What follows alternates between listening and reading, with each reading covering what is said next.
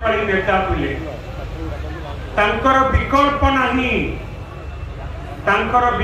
नहीं युवक मानू किपरि नियुक्ति दिया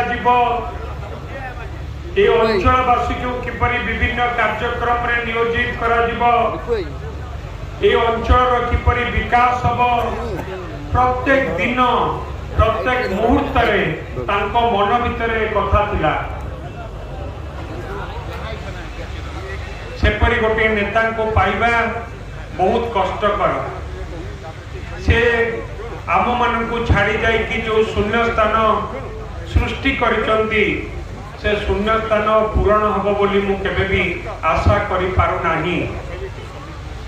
आमर दुर्भाग्य तार भितरे मु प्रभु जगन्नाथ पाखरे प्रार्थना करी प्रभु जगन्नाथ तांको परिवार वर्ग को आशीर्वाद करंतु आपण माने भी आशीर्वाद करंतु सहयोग करंतु वर्तमान घड़ी संधि मुहूर्त रे जीवन जीवार शक्ति से मान को दियंतु प्रभु जगन्नाथ। मु अधिक किछि न कहि आपण माने एते संख्या रे उपस्थित थिबारु आपण मान को धन्यवाद जणैबा सहित मोर से अति प्रिय नव भाई प्रति मोर आंतरिकतार श्रद्धांजलि अर्पण करुछि।